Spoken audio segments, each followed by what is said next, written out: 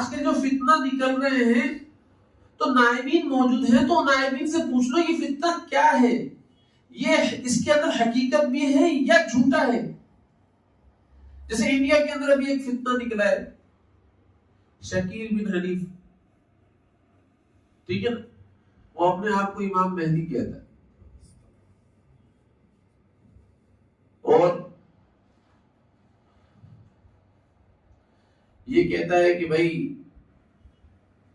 मैं ही मसीह हूं, मैं ही इमाम मेहदी हूं। इमाम मेहदी एक और मसीह भी एक ही शख्स का नाम है, ये दोनों अलग अलग नहीं है।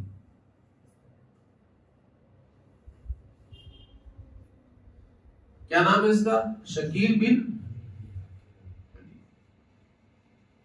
हालांकि आपको और मुझको ये मालूम होना चाहिए, देखो इमाम मेहदी के बारे में थोड़ा सा मालूम होना चाहिए। क्या?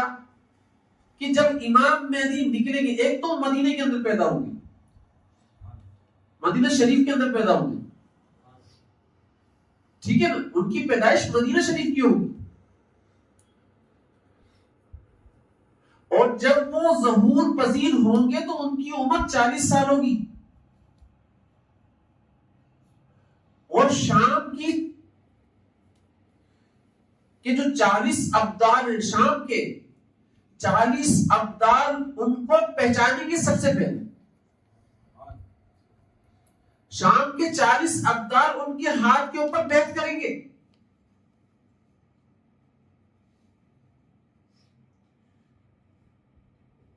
ये इमाम मेहदी का थोड़ा सा खुलासा बता रहा हूं मैं आपको। कहां ज़हूर पजीर होंगे? मैं हदीस शरीफ की रूह से बता रहा हूं। कहां ज़हूर पजीर होंगे?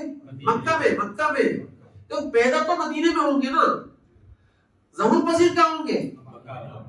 मक्का के अंदर होंगे, सही है ना, खाना काबा के अंदर। वहां पर 40 अब्दाल शाम के उनके हाथ के ऊपर बैठ करके 40 अब्दाल पहचानेंगे उनको। बात समझ में आ रही है?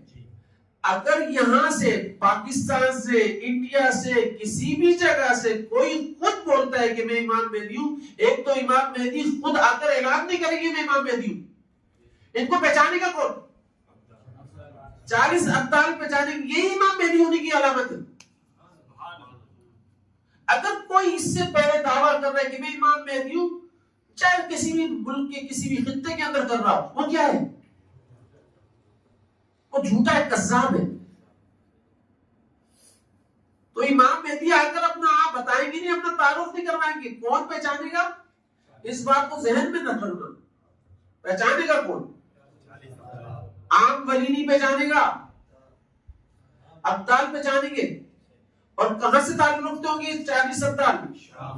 शाम के होंगे, ठीक है ना। फिर बाकी और अब्दाल जो होंगे ना, वो देखेंगे और बैत होना शुरू हो जाएंगे, ये याद रखना। लेकिन शुरू के अंदर पहचानेगा कौन? तो भाई इसको जहन में रखना,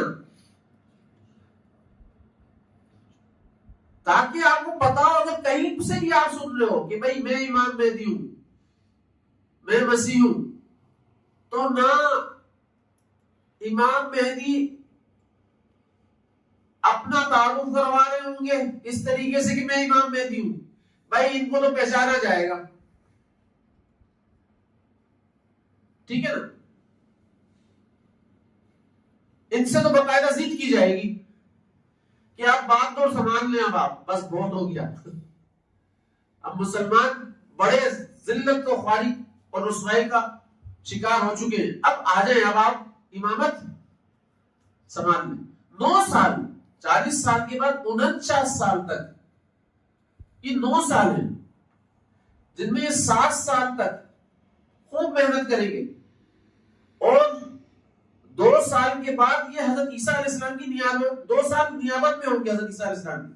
47 साल तक ये खूब मेहनत कर रहे होंगे। और 2 साल के अरसे के अंदर ये किसकी नियाबत में होंगे? हजरत ईसा अलैहिस्सलाम की नियाबत में होंगे। फिर 49 साल की उम्र के अंदर इनका इंतकाल हो जाएगा। 49 साल की उम्र में इनका इंतकाल हो जाएगा। और बैतुल मुकद्दस के अंदर इनको दफना दिया जाएगा। ये थोड़ा सा मुख्तसर सा हाल। इस वजह से गुमराह होने की किसी सूरत भी इस वक्त जरूरत नहीं है, हमें थोड़ा सा मालूम होना चाहिए। इमाम मेहदी के ऊपर अगर मैं बात करूं तो बहुत सारी बातें हो सकती हैं, ठीक है ना। हज़रत ईसा अलैहिस्सलाम के ऊपर बात करूं तो बहुत सारी बातें हो सकती हैं। इमाम मेहदी का नाम क्या है, असल नाम क्या है?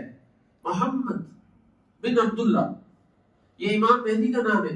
हजरत फातिमा रजी अल्लाह तआला अन्हा की औलाद में सुन, हजरत फातिमा रजी अल्लाह तआला अन्हा की औलाद में सुन, और बिल्कुल हूबहू हुजूर सल्लल्लाहु अलैहि वसल्लम की सूरत के मुशाबिह। तो हजरत ईसा अलैहिस्सलाम के बारे में हमारा अकीदा क्या है कि अल्लाह ताला की जात ने उनको ऊपर आसमान पर उठा लिया है, और वो कुर्बे क़यामत फरिश्तों के परों के ऊपर पांव रख कर आएंगे, फरिश्तों के परों के ऊपर लैंड करेंगे, ठीक है ना।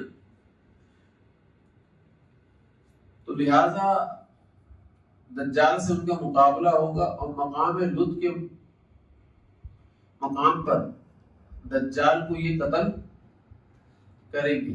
आज मौजूदा कहते हैं, मौजूदा दौर के अंदर मकाम लुत कहां पर है? ये इसराइल के अंदर है। इसराइल की एयर बेस है ना, एयर बेस को ही मकाम लुत कहते हैं, ठीक है ना। तो लिहाजा ये वहां पर मौजूद, वहां पर इसको कत्ल किया जाए। आप देख लो यहूदी लोग जो है, उन्होंने मवासलाती एक निजाम खला के अंदर छोड़ दिया, ठीक है ना। कहने वाले ये भी कहते हैं, बातिल लोग ये भी कहते हैं कि ये दज्जाल की तीसरी आंख है, ये दज्जाल की आंख है, इसी को काना, क्योंकि ये आंख सबको देख रही है, मोबाइल की एप्स भी चल रही है तो इसी आंख के जरिए से चल रही है। मोबाइल के अंदर कौन क्या यूज कर रहा है सब ये देख रहा है, किसी जगह क्या हो रहा है सब ये देख रहा है। तो ये क्या है? हालांकि हमारा अकीदा ये नहीं दज्जाल है भाई, उसकी अभी आंख, ये सारा उसके अंदर से निकलने वाले फितना है जो टेक्नोलॉजी की सूरत में हम पर सब पर सवार हो गए, सवार कर दिए गए।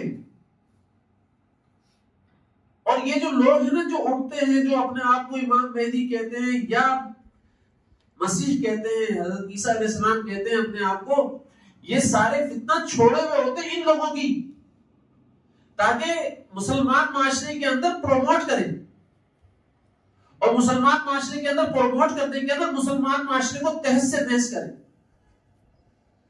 और ईमान वालों के दिलों के अंदर अफरा तफरी और इंतशार मचाए। आप देख रहे हैं ये शकील बिन हनीफ, ये इंडिया के अंदर निकला है, और एक फितना बहुत बड़ा जो अपने आप को इमाम मेहदी कह रहा है, इसके हाथों के ऊपर 10,000 मुसलमान खानदान बैत हो चुके,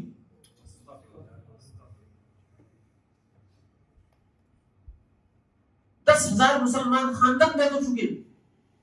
मामूली फितना नहीं है। इसका हुलिया देखोगे तो दाढ़ी, कलमा वही पड़ रहा है, सुन्नत का लिबास, टोपी रखी हुई है, और मस्जिदों के अंदर घेरने का तरीका यही होता है।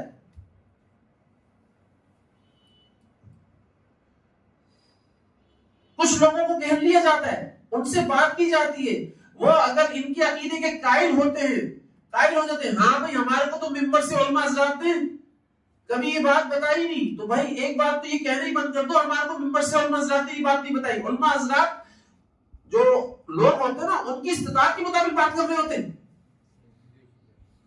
हर बात आपको बतानी जरूरी है क्या?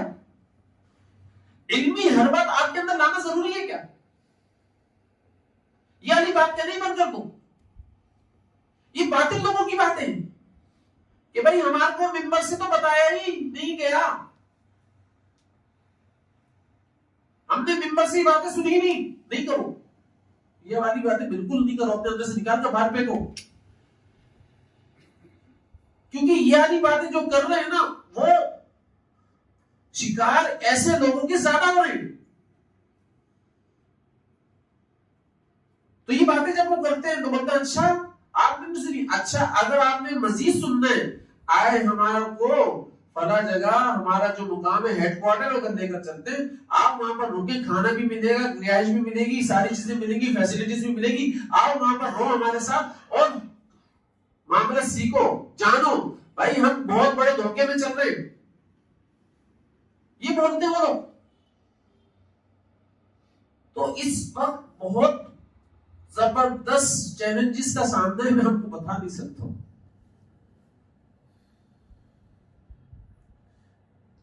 ये कादियानियों की एक शाख है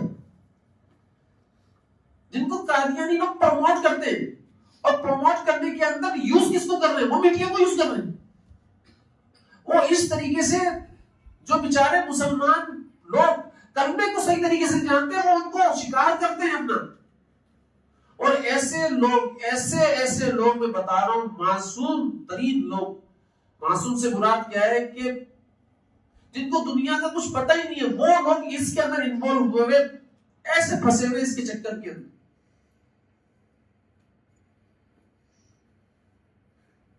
तो भाई इस फितने के बारे में पाकिस्तान वालों को भी जानना जरूरी है ना, क्योंकि इसकी शाखें तो पाकिस्तान में भी आ सकती हैं, कभी भी किसी वक्त कहीं पर भी जा सकती है, तो पता होना जरूरी है। इसलिए याद रखना कि इमाम मेहदी एक तो खुद आकर भी ऐलान नहीं करेंगे मैं इमाम मेहदी हूं, समझ रहे हो मेरी बात को। और ईसा अलैहिस्सलाम कहां से आएंगे, ईसा अलैहिस्सलाम 2 परों पर, फरिश्तों के 2 परों पर सवार होकर आएंगे, लैंडिंग होगी उनकी। तो कोई ऐसा बंदा आपको नजर आया, सब लोग देख भी रहे होंगे, कोई ऐसा बंदा नजर आया आपको, कोई ईसा अलैहिस्सलाम का दावा करता है तो कोई इमाम मेहदी का दावा करता है। तो भाई ये सारे जो लोग दावा करने कौन है, कज़्ज़ाब इस उम्मत के झूठे लोग। और फिर इसको तशहीर कौन करता है, फैलाता कौन है, मीडिया। मीडिया के ऊपर हुक्मरानी किसकी चल रही है, काफिरों की चल रही है ना। वो काफिर लोग जैसा चाहते हैं वैसा प्रमोट कर रहे होते हैं। यकीन जानो ये खबरें इतनी तेजी से फैलती हैं कि आपकी दीन की बात इतनी तेजी से नहीं फैलती। आप अकीदा तौहीद के ऊपर बात कर रहे हो, नहीं फैलेगी आपकी अकीदा तौहीद के ऊपर बात इतनी तेजी के साथ जितनी ये खबर तेजी के साथ फैलती। क्यों? क्योंकि इसके ऊपर काफिर काम कर रहे, भरपूर अंदाज में कर रहे। तो भाई मुसलमानों के अंदर भी काम होना चाहिए ना, मुसलमान भाइयों को भी समझाना चाहिए, उनको भी अवेयरनेस देना चाहिए ना, उनको भी मालूमात फराहम करना चाहिए कि भाई इन फितनों से बचने के लिए तैयारी करो और आसपास गाड़ी और नबवी नजर रखो, सहाबा किराम रिज़वानुल्लाहि अलैहिम वाली नजर रखो, फितनों को उछलने